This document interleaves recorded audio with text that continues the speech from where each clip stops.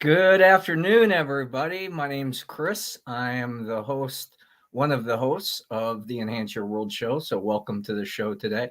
Larkin is going to be joining us shortly. She's just finishing up another obligation, and she's going to be joining us here in a little bit.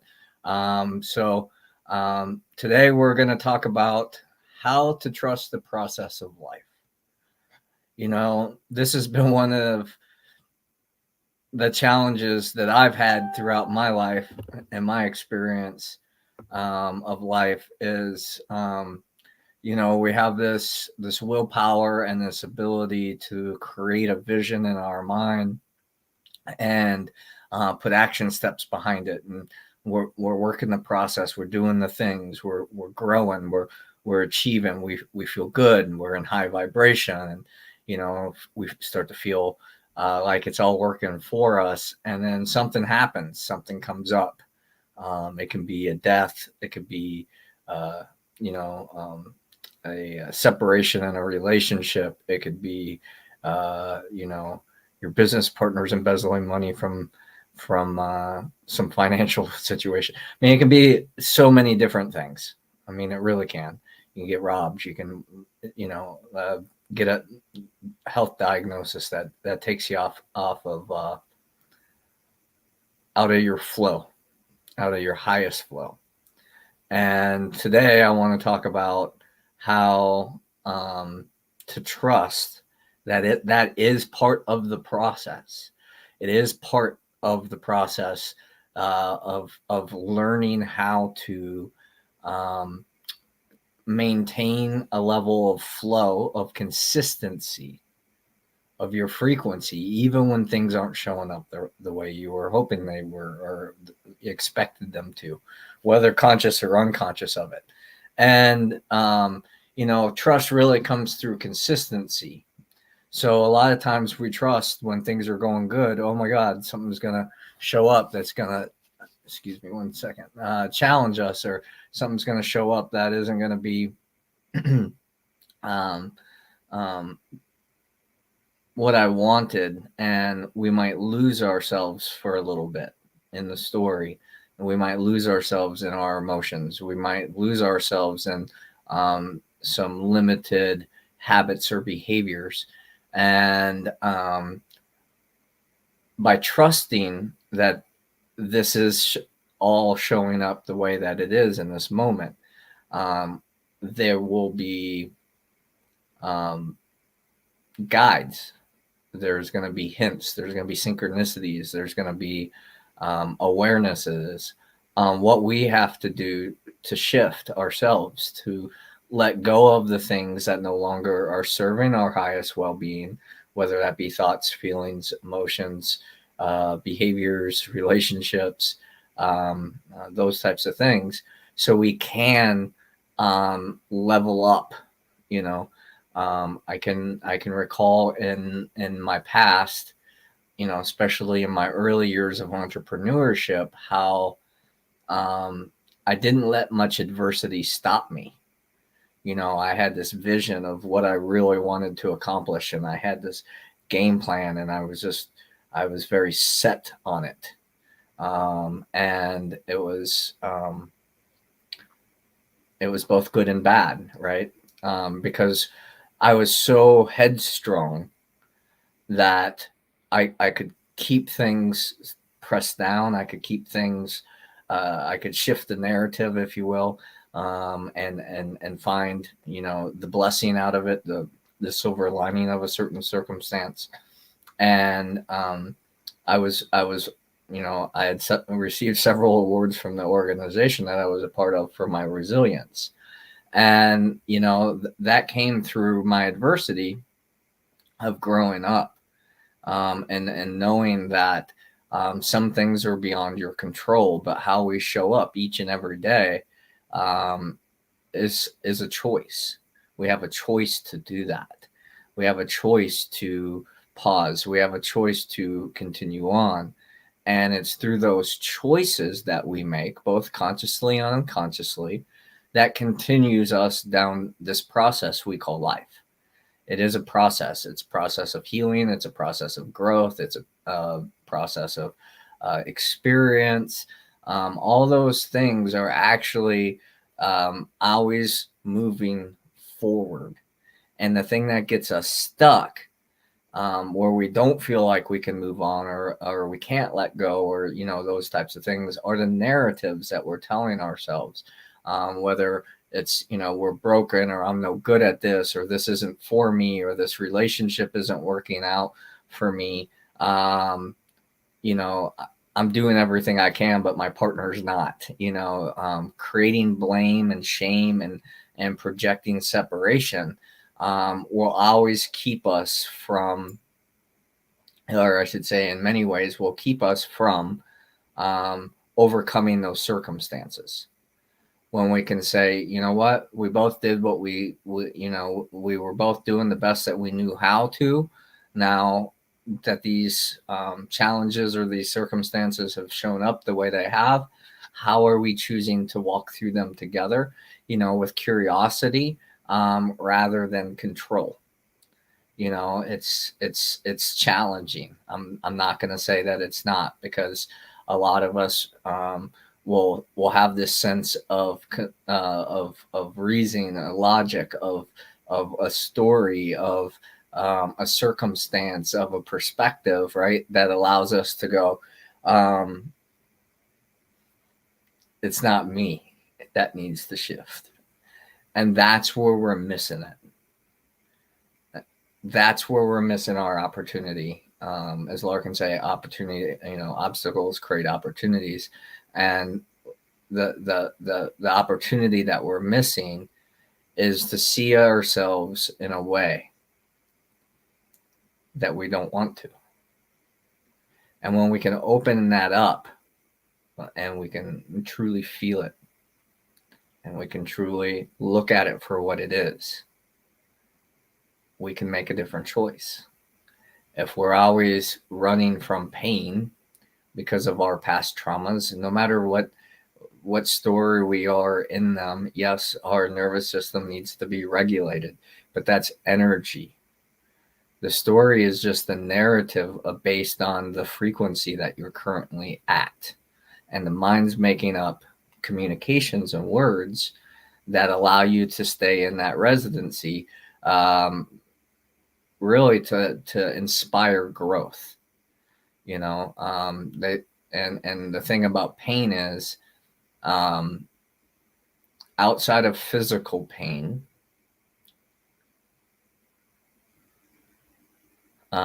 it, like mental, emotional pain, it shares with us another story of how much we actually care, how much we actually are loved and are loved by ourselves and other people. It's learning that the process of life is non-dualistic, right? And we have influence, and then there's a greater influence, whatever that higher power is for you. Whether it's the universe or God or angels or ancestors or karma or whatever that is. That lesson is there to teach us a new way of being. For example, when my house was robbed, of course it was painful. The violation and all the things, plus all my material things that my ex-wife and I worked so hard to obtain were taken. But I specifically remember sitting in the detective's car. They would come over and visit and talk with me afterwards. And we were chatting one day, and I said, this is karma in some way. There's some way that I'm not living in my highest intention, the best way possible for me. And I know that this is my wake-up call. And there was a lot of lessons that came from that, and a lot of lessons that I could have let go of. One of the things that I've kept for a lot of years is, I only need the things that I need, and that's to relate to other people. I haven't acquired a whole lot of stuff, and I learned to live without. And been a very great lesson for me, because a lot of us, I would go to say, just from an observation standpoint, spend a lot of our time, a lot of our energy, and a lot of our money on things, people, places, circumstances that aren't helping us grow into the intentional life that we want to live. A lot of times it's just a way to cope. It's a way to feel comfort, or to be comforted, to create some fun and some excitement. And those external experiences are awesome. It's what life is here. Part of what life we're here for life to experience is the experience of life. So I'm not saying these are good or bad, but it is energy. And a lot of times, when I was in finance, for example, I would learn through doing their financial needs analysis that they were spending more than they were bringing in. And the way they were spending their money was causing them challenges in their everyday life, and challenging the future that they wanted to hold. And it's true. um, you know it's interesting to me. um, a lot of times we have money for our addictions, but we don't have money to invest in ourselves, whether that be school, whether that be a new certification program, whether that be tools, or whatever that is to help you get to the vision that you want to achieve. We're so caught up in the discontent that we're looking for immediate satisfaction and an immediate um, gratification. And that can really take us off of the path that we were truly looking to accomplish. And that's just one lesson. That's just one thing.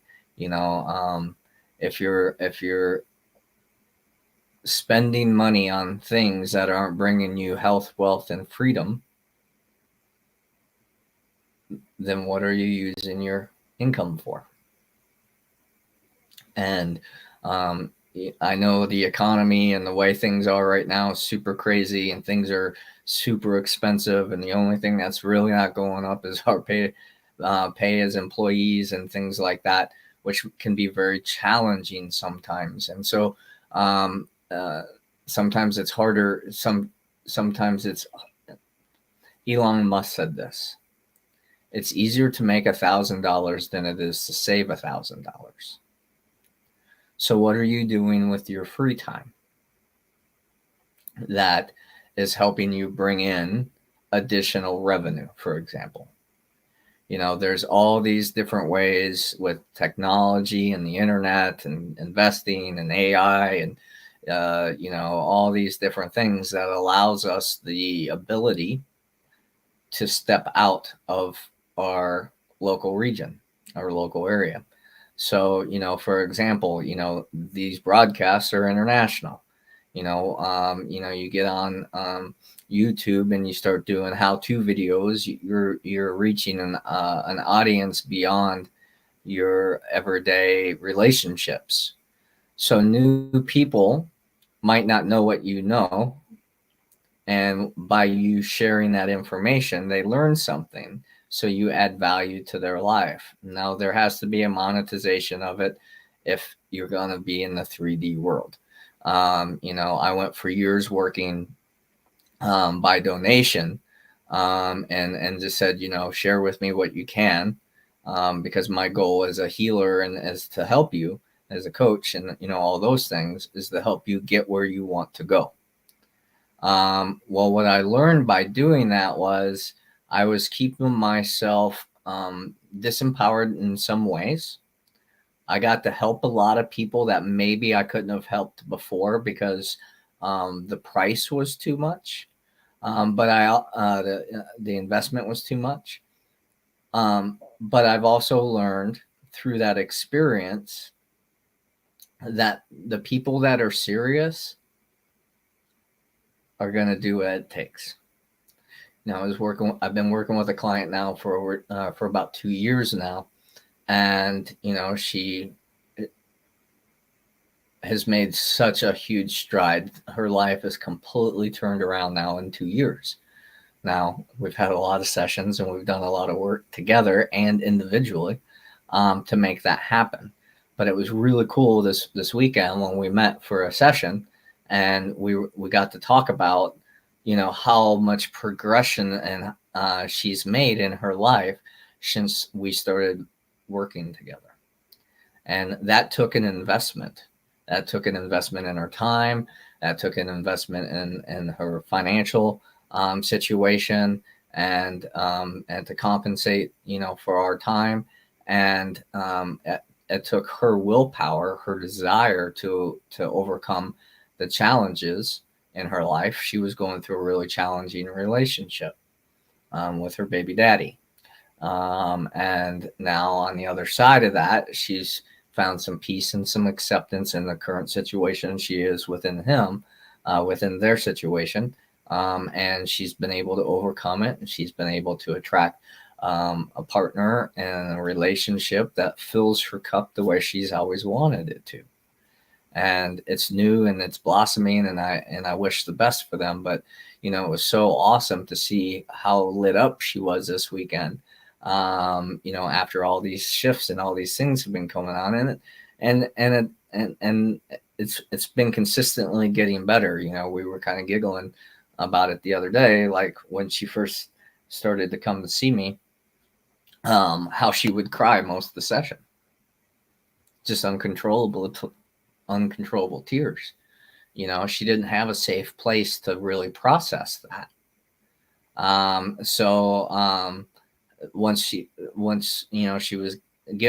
got that opportunity, she took it, she used it, she did what she needed to do to process her emotions and her thoughts, and learn some new awarenesses and develop some new skills and things like that to get her where she is today. And I'm so proud of her for being able to do that. But it takes consistency. It takes consistency of time, effort, and allowing the universe, allowing life to move forward with us. And I think that's, an important thing, a distinction to say, that life happens for us and not to us. Because when we say life is happening to us, we're playing a victim. And that makes us feel powerless and choiceless.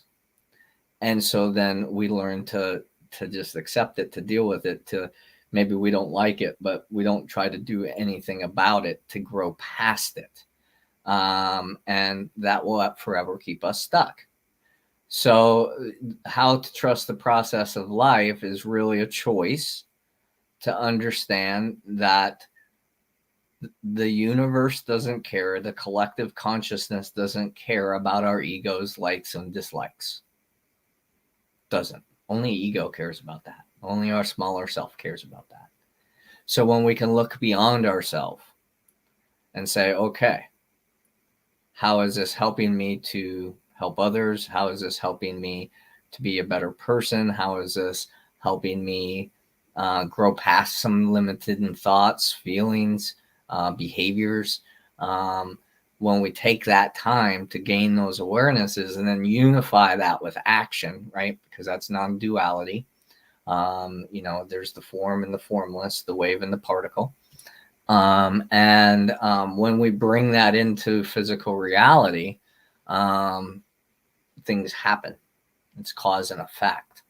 And maybe it doesn't look like what we thought it was going to, or maybe it doesn't feel like what it was supposed to. I've shared stories about that in my past where I was having huge success, but I felt empty inside.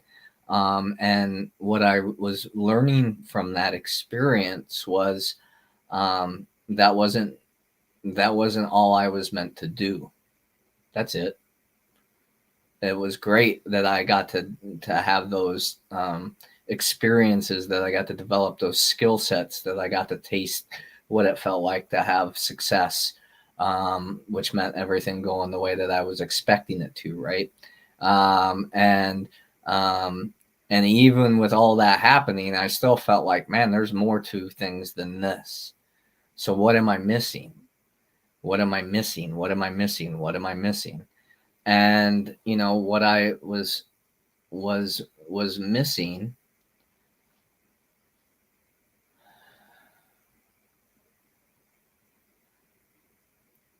was that I wasn't meant to walk in that industry. At the time, that industry was the entertainment industry and the bar, restaurant promotion industries and things like that. And I learned that I needed to have those experiences, of course, and I'm very grateful to have had all those experiences. But I wasn't meant to stay there. What I was meant more for is to doing things like this, is doing healing work and helping people manifest their dream life, no matter what it was that they were meant to do.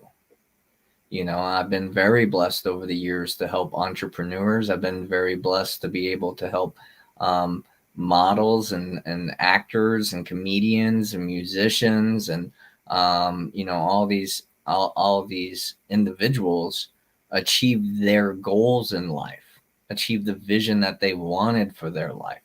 That was what I was meant for at a higher purpose. It wasn't just to make a bunch of money, to build a financially successful business that created opportunities for people to get exploited and hurt. And a lot of times in that industry that happens. It just is. I would love to say that everybody in that industry is honest and isn't. I mean, we've heard all the stories about the human trafficking and the powerful movie executives and what they would ask people or tell people that they needed to do to get a role, or so they really had to sell parts of themselves to achieve that external result. And at the end of the day, when we're doing that, it eats us up. It eats us up. It limits our power because of fear. Oh my God, this door's going to close. I got to do whatever they say so the door doesn't close on me. That's fear. And what I've found, and that's the fastest way to success, is to completely become selfless and just do what everybody else wants you to do. But that is also a great way to destroy your true essence, your authentic well-being. And so, you have to keep that in mind. You have to keep that in mind. And everybody has their own thing. It's when we're comparing and contrasting other people's lives, and oh well, they're this and they're that and they've achieved this and they've gotten this, and oh my God, like I'm so far behind. No, you're not. You're exactly where you're supposed to be in your life. We weren't born with instruction manuals. We weren't born with maps saying this is the path for you. This is where you go. You don't have any choice over the matter. This is just it. We have free will. And what I like to think of free will, how I like to think of free will, and the reason I created the Gauge Your Life method is because it's a compass. And the compass is always used in the present moment based on where you're at. There's no good, there's no bad, there's no right, there's no wrong. Those are discernments of the mind, and one cannot exist without the other. So when I did something wrong, for example, or maybe I didn't show up the way I wanted to, or I showed up in a limited way and got crappy results or outcomes, or I hurt somebody, or any of those things. One, I have to fully own that. I have to acknowledge that. I have to accept that. I have to allow that it happened. And then I get the opportunity to learn and grow mentally, emotionally, and physically, my behaviors, so I don't repeat those patterns again. And that can be a challenge in the very beginning, but it takes 21 days to rewrite neural connections, 90 days for a lifestyle change, according to, science. And, even with the use of tools such as hallucinogens or ceremonies, or, things like that, it will help clear things up, but you still have to integrate. You still have to apply things. You can't just take a bunch of mushrooms, or do some kind of plant ceremony, and your life is going to be perfect. It's not. It's going to open up channels. It's going to open up your energy. It's going to open up insight. It's going to open up things. But the most important part of going to a retreat or any of that stuff is when you get back into life to integrate what you learned. And the better and more consistent we are with these well-being experiences, the easier it can be for us to maintain that level of flow, that level of consistency, that level of trust, that level of enthusiasm and excitement and things like that. But it's also a great way to catch yourself into some sort of addiction or habit that helps you cope, whether you think it's destructive or not, whether you think it's helpful or not. I can attest to that in my own personal life. There's things that I've done, meditating, breath work, yoga, going out in nature, marijuana, cigarette, tobacco, all these different things that for a time they were useful, and they still are to this day. But it's how I apply those things in my life on a regular basis that's going to show the consistency of that. One of the things about being in sales I learned was the most important thing you could do each day was to prospect, find new people to talk to. And the reason for that is if you always had new people coming in, then the sales were going to take care of themselves. But, there was a time where, maybe I got really bogged down on sales calls, and I wasn't prospecting as much. And it was great because I was closing sales, I was making money. But if I wasn't prospecting, when that pool dried up, then I would have to start it all over again. And so sometimes that could be kind of challenging. And so what I learned was how to balance my daily life. So I just did a little bit of everything that I needed to do, so everything got done in enough time. If we were going to talk about housework, and we just took one whole day out of our week and we completely cleaned everything each week. That's a big commitment in that one day, and it would be hard to keep that consistent because life pulls at us sometimes and things happen. But if we have a routine where we do a little bit each day, whether whatever time works for you, whatever. I'm not here to judge your process. I'm here to help you create a process. But you just do a little bit each day, then all of a sudden things get a little easier.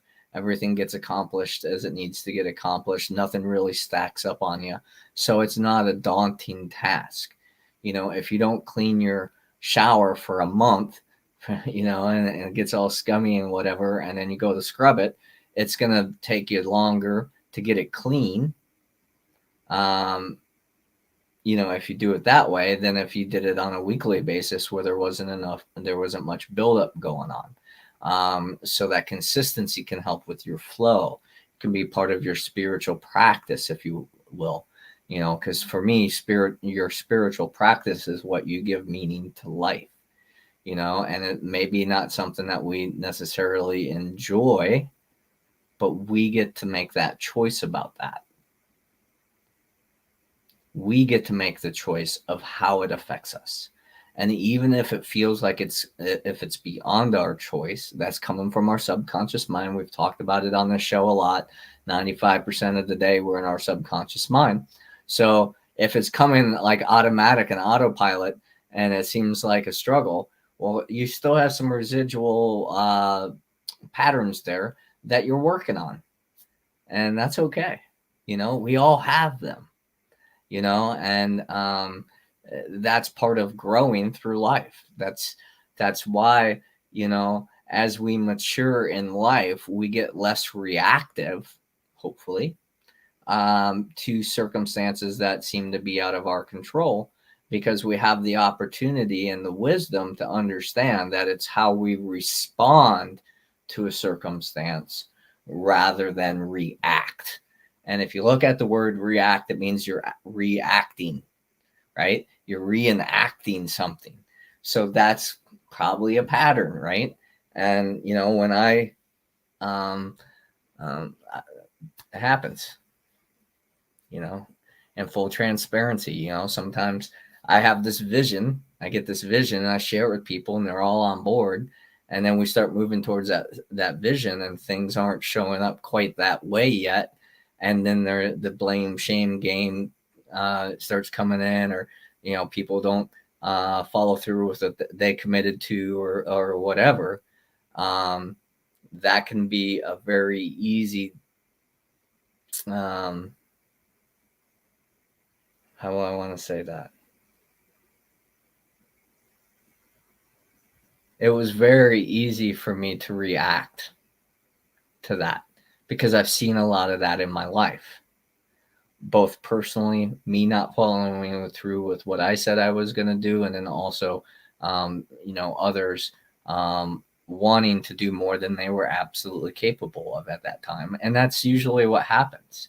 It's not that most people live through the best of intentions. It's just if we're following through or not decides which way we're going, heaven or hell, right? Because heaven and hell is really states of mind, in my opinion. I understand we all have past lives. We all come from source, and all that kind of stuff. And whatever your version of how you choose to talk about or how you choose to experience this life. I think heaven on earth is what we came here to do. And that's when we find peace within ourselves and peace in each other. We are love, and how we express ourselves through our thoughts, feelings, and actions is the reflection of the love that we are and what it's directed towards. Does it include ourselves?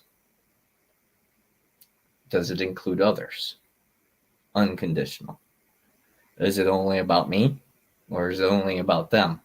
That's conditional. And not saying one's better than the other. That's not my place. That's a judgment, and I'm not here to judge you.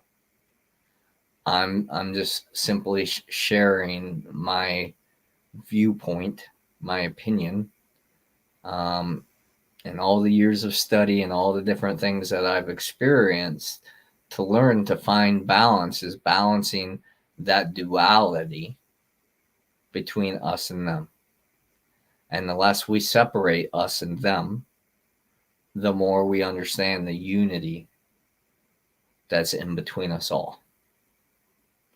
And the more we can find that compassion, the more we can find that grace, the more we can find that gratitude and appreciation and all those things, the easier it is for us to show up in the ways that we want to show up. And each and every day.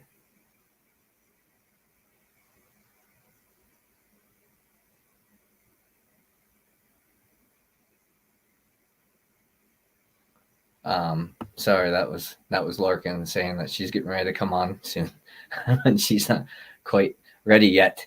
And that was the reason that I wanted to break away and catch that real quick, because I wanted to um, be in the awareness of what her and I have communicated prior to this show. So I'm in better awareness and expectations of how to continue on.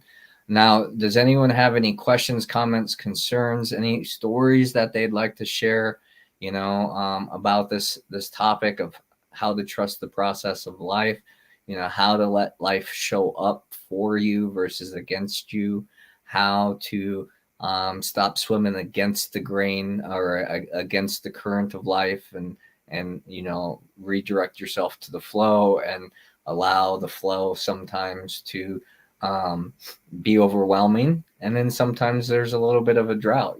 Sometimes our bums hit the bottom of the bottom of the river, and it hurts. How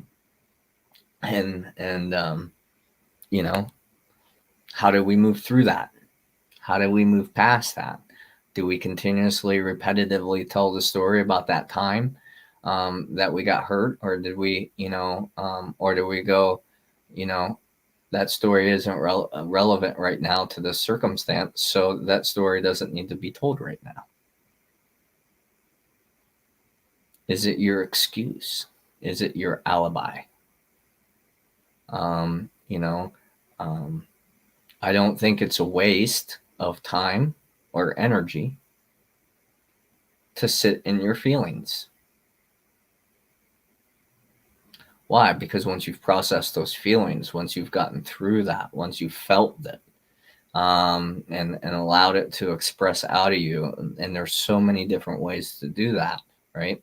And naturally, we're going to laugh, we're going to cry. You can journal, you can do breath work, you can do energy work, you can go out in nature. All these things are going to help reprogram our energetic nervous system, because, right, it's just energy. It's just our nervous system. And then those stories are going to lose their power over us, because we understand a bigger picture than the story that we're telling ourselves or other people are telling us. One of the hardest things, I think, being a human, is everybody has their opinion on what you should do with your life. And I of course want to listen to their insights and their perspectives, and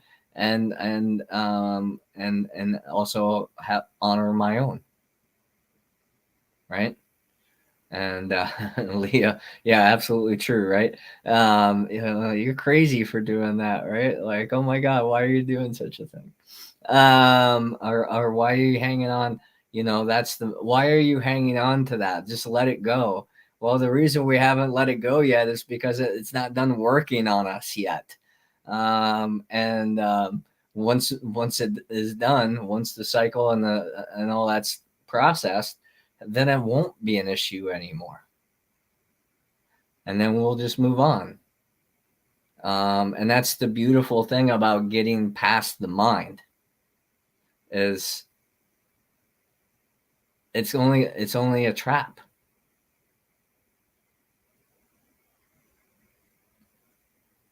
It can free us. It can move us beyond that circumstance right there in the moment. If we're using it consciously, it's creative. It's a creative power. So we can create an opportunity or a perspective or whatever to move us out of that circumstance, which is great. But if you don't process that residual energy, that feeling, that emotion, then it's going to come back. It's going to haunt you. I promise you. Personal experience. I was really good at creating perspectives and stories, and I've shared that a bunch on here and other places, using practical and logical reasoning to move me beyond the circumstance that was uncomfortable. But what I found through that process was, if I didn't truly learn from it, I was doomed to repeat it in a different way. And thinking that the problem lied within somebody else. And if I just leave this relationship and I just go over here to this person who loves, adores, cares for me, blah, blah, blah, blah, blah, it's going to be so much better. Than we move. And it's like, that's true for a little bit, but then those things, those patterns, those cycles show up again. And if that person isn't willing to do the dance with you, it's going to be hard to break that cycle until you realize that the cycle is you. We attract the people that help bring awareness into our lives so we can grow.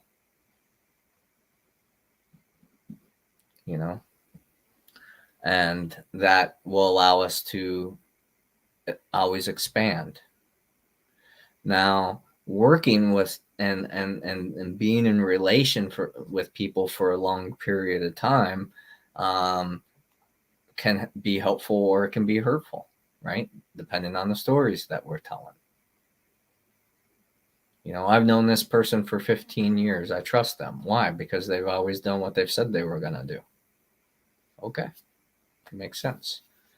There could be a time that doesn't come true, but then what are you going to do? Right? Oh, they made a misstep. They made a mistake. Now, someone's always continuously shift blaming and things like that, not taking accountability, always playing the victim in the situation. Guess what? Until they choose a different way, you're going to end up in their story as that,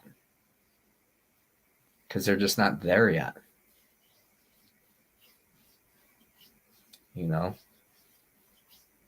And it's challenging, and but that's what life's about.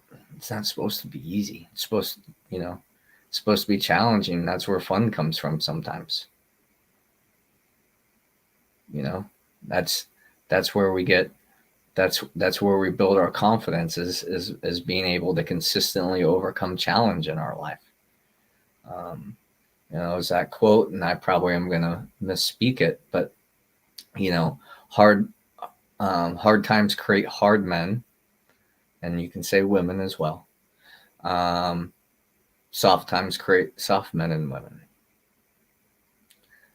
The difference, though, is that hard men and women create soft times, and soft men and women create challenging times,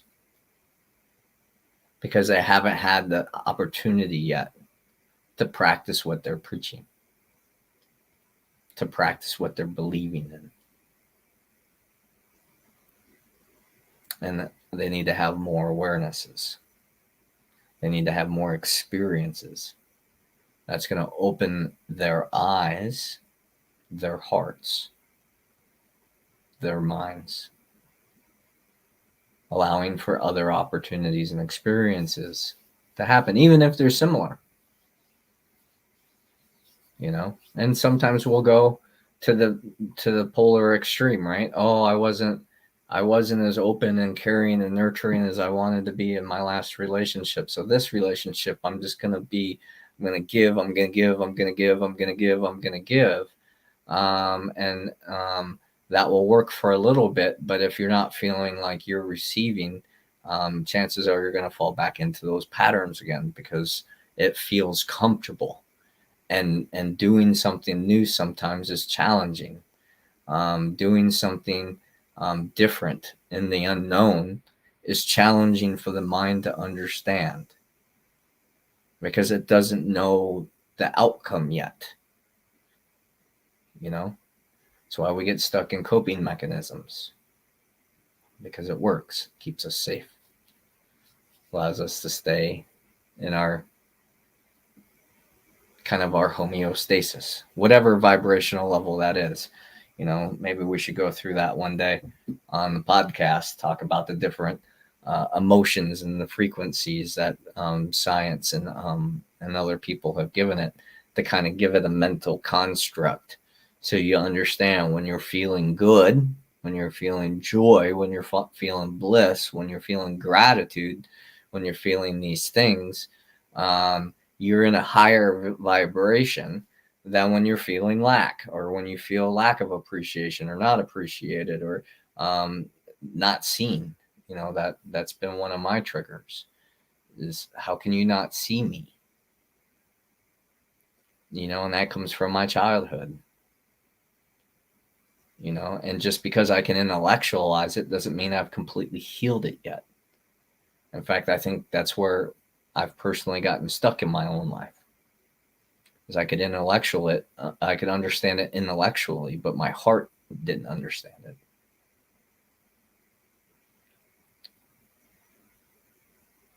And the heart only vibrates a frequency, and then our mind picks that up and runs with a story with it. So, even though we can tell the story and we can seem not bothered by it, somewhere down in those depths, man, it's still laying there, waiting for another opportunity to spring up so it can be healed. That's why it happens. That's why we get triggered. It was great the other day. I was talking with a friend, and she said, "Oh my God, you triggered me." And I'm loving it. And because she was being triggered into a feel good experience, right? And I'm like, oh my God, imagine what that would look like, as if we started talking about triggers. Is they help you create an experience within yourself, good, bad. It just depends on how you're relating to it. But if someone shows up in a certain way and that makes you feel good, that makes you feel comfortable, then that's a trigger just as much as someone challenging you. And that's why it's really tricky to talk about this stuff, because words itself create duality. You can't have up without down, You can't have the good without the bad. Excuse me. And that's just the point of view from where we are right now. And when we can let that go and just say, it is what it is, and it will be what it will be, later on in life, we'll have a deeper understanding of why that happened and how it benefited us, and why we don't want to go through that experience again, why we want to show up in a different way, or let go of a certain thing, or any of those things, because that is how we grow. um, I've talked about this in the past, about smoking cigarettes. And never in a million years did I think that I was going to be smoking cigarettes again, until my beloved decided she wanted to start smoking again, and I wanted to show her and support her in her decision. So I smoked with her, because it was easier for me to accept that. If I was also doing it, I couldn't blame her for it. And I thought, well, I quit him before. I'm going to be fine. I'm not going to have an issue with it. And I know it's just a decision away. I just haven't made that decision yet. And that one can be a little challenging. Like, why can't I just decide and go through it? Why am I still in this space of not having the willpower that I once had? It's part of my lesson. It's part of my trust. And one of the things that I trusted a lot more in the past than I had in the last few years, really diving into the realms of spirituality. And most texts and most teachings teach you everything is outside of you in a lot of ways. And so I was looking for help out externally, instead of taking my power and going, no, this is something that I control. Some of the best advice I was ever given was given to me by one of my high school teachers. And he said, God will never do anything for you that you're capable of doing for yourself, because that's why you've been created. Is to take that power. and be responsible with it. Learn how to be responsible with your power, and that's led me into all kinds of things.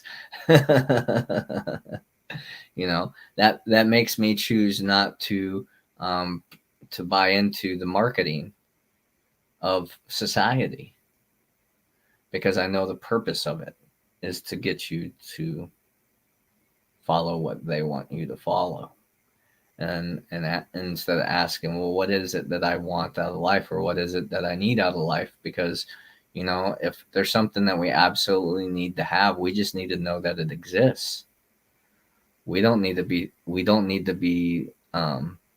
sold it. We don't need to be marketed it, tell how awesome it is. We'll know because that's what we need to do whatever we need to do. Um, it's why a lot of coaches say, you don't see a whole lot of Bentley commercials. People who can afford Bentleys, they don't need to be marketed to.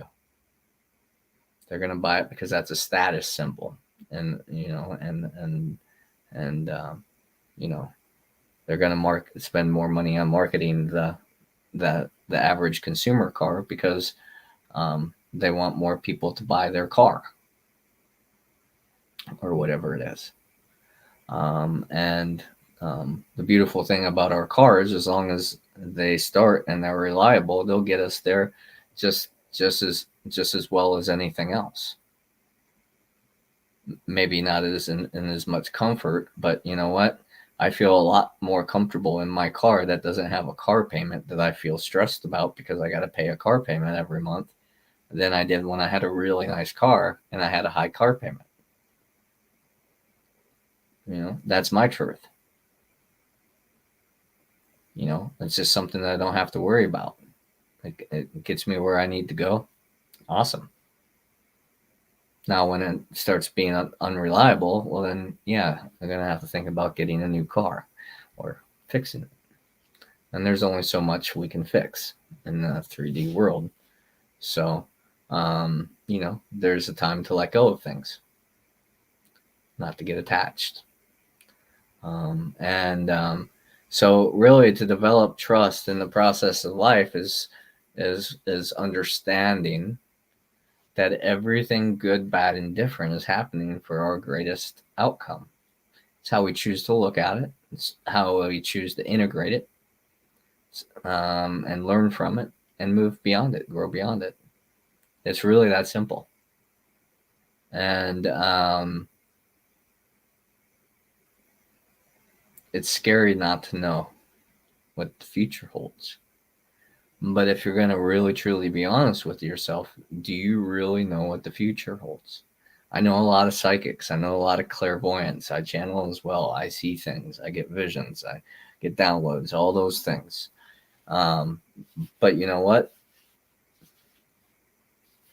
We don't know when. We don't know how. Most of the time. And things show up for us. And it's when we're in our center that we make the heart-centered choices that are usually the best for us and those that we affect. When we have something to prove, and I'm guilty of this in my past. I wanted to prove something. Sometimes I would be a little reckless just because I wanted to get that outcome. To show that individual or whatever that I was capable. It was one of the reasons that, I took the path that I took in my life, was because I didn't think that I was going to be able to get there in another way. And I wanted to show my family, I wanted to show those people that I cared and loved about that I knew that I was gonna be okay, and I could take care of myself, and I could make something out of myself, even though I didn't follow their game plan, their path, right? And I didn't understand this stuff when I was 17, dropping out of school. I just knew I wanted to get away from my family. I knew I needed to get away from my dad. I knew I needed to get away from the environment because it was violent and it wasn't safe mentally, emotionally, and even physically. So I knew that was important. So I dropped out of high school, got a job, okay, I'm going to go get my own apartment. I'm going to go do all this stuff on my own, da da da da da da da da. And, that led me to where I am today, which is living less than 50 feet from my parents. I probably talk to them more now than most of my friends. We still have we still have a pretty decent relationship. I can help them out with things. They help me out with things. I would have never imagined in a million years of the path that I started on that I would end up here. And there is a deep core belief that I'm supposed to be here to help heal that relationship, the generational relationships. And I have in a lot of ways, because even my dad would say, wouldn't have been the way that I would have done it, but you got it done. You accomplished things. Look at you go. It's a lot of fun now after all these years of being told that, you were doing wrong, or, you weren't gonna, whatever.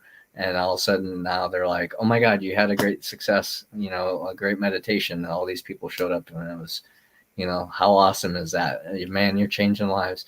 I would have never imagined that, because, I always saw my dad only proud of me when I was making a lot of money.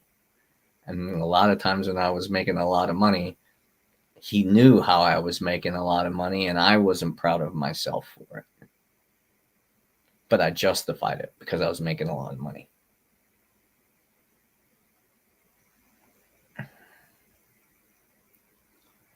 And it was so rewarding to get on the flip side of that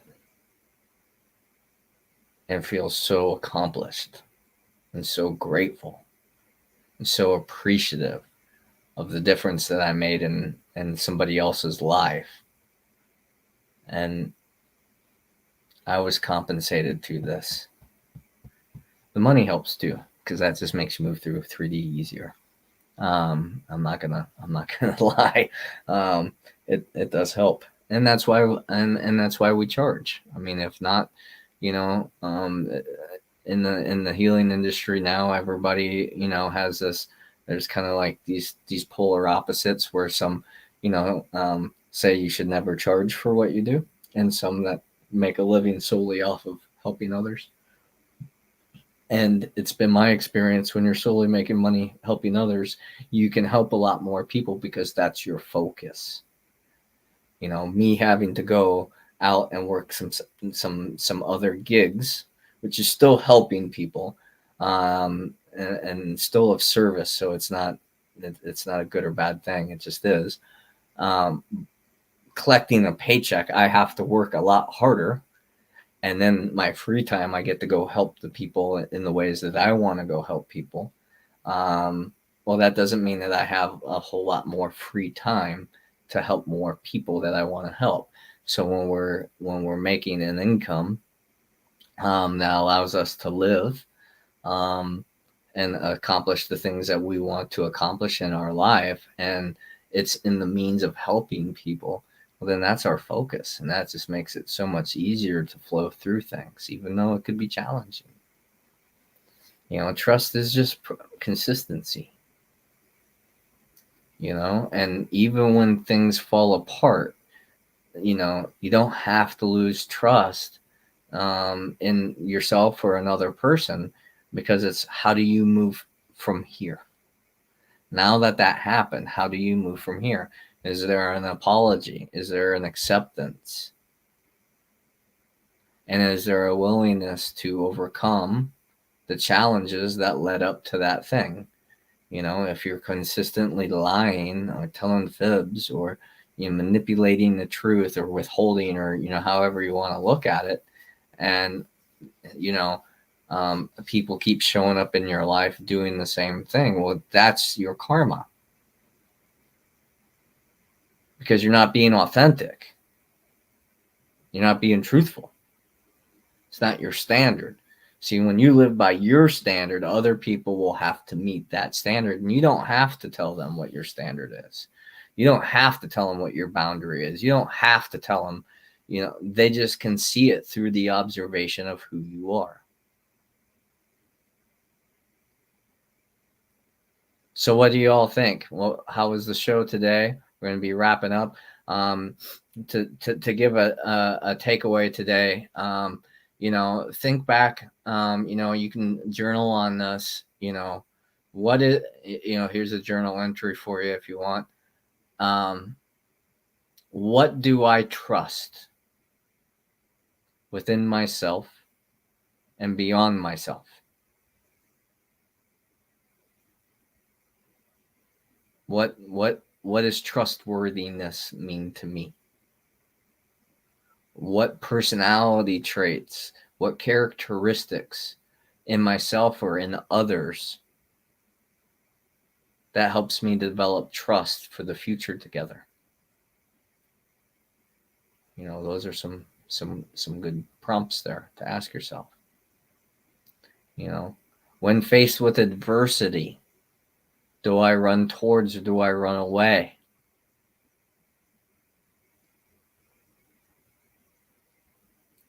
And how has that served my highest well-being and the well-being of those that I serve? Thank you, Mark.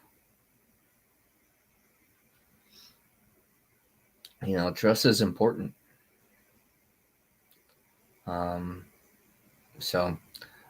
With that, we're going to wrap it up for today. I guess Larkin got pulled away a little longer than she was hoping. So, you're totally welcome, Leah. Would love to grab a coffee sometime and maybe even go over some of this stuff. It's a little daunting sometimes doing this podcast without the back and forth. So it's definitely fun to have conversation. Otherwise I just feel like I'm on stage speaking, which is fine. I like to do that too. But it's definitely fun with collective participation. So until next week, join us again next week, Tuesday, 12 o'clock Eastern Standard Time. You can join us on our social media through Facebook, through live stream, through YouTube at the Enhance Your World show. You can, here comes Larkin. Oh my God, it works. Huh? Okay, so I'm testing something out today. I don't want to interrupt what you're doing. Whoops. Oh, I was just wrapping up and saying bye. Oh, you were? Okay. Yeah. Well, that's fine. Yeah. I can pop back into my other live. I have 2 lives going on at once. So oh wow. Yeah, it happens. I didn't realize it could happen. That's fabulous. Okay. Well, no, so my co-host popped in on the other one. And so it went much longer as she started doing her thing. And so then I was like, well, I can't do 2 at once on this platform. But evidently I can do 2 at once. So. But how can you carry on 2 conversations at once? That's kind of daunting. No, but I mean, the point is that evidently I can do 2 lives at one time on here. I so see. She's using my StreamYard platform for the Angels in Action. Mm-hmm. And I didn't know if we could go live or not. So I've been over there trying to get off so I could get this on because I didn't know it would go. Oh. And cool. It works. You can do 2 at once. Nice. So isn't that amazing? That's fabulous. Wow. That is so great. All right. Well, what were you rounding up with, Chris? Is there anything you want me to add today, or? I mean, what we were talking about through the whole thing was how to develop the trust in the process of life when things were showing up for you, the things that you wanted to show up for you, and the things that weren't necessarily showing up that you wanted, and how to develop trust within that duality. We had just wrapped up with some possible journal prompts to go deeper into our own ways of thinking of, how do we develop our trust? What do we trust? What some of the characteristics that I trust within me, within others, those types of things. Absolutely. That's wonderful. Yeah. So, but that was pretty much it. We were just literally getting ready to wave by, and I saw you pop in. So, well, at least I got to say hi to everyone. Yeah, right. That's important. I think that we all need to trust in ourselves, and that's really the most important thing. We've got to be able. That takes practice. Sure. So we have to be able to take our experiences and work into that. Mm-hmm. So that's fabulous. So as we close off, what are your leaving suggestions to everyone? Well, just just take it one moment at a time.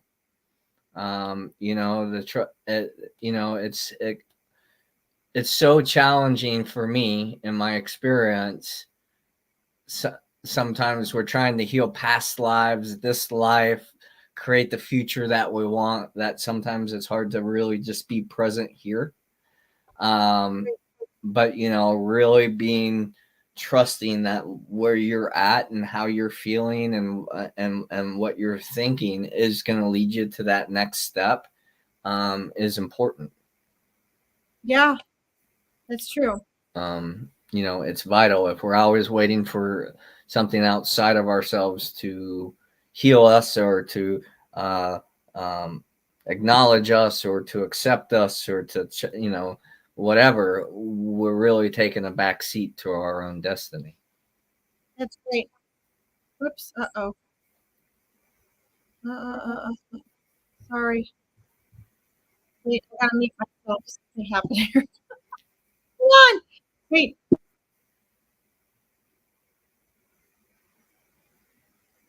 Cool. Bye. Have a great day.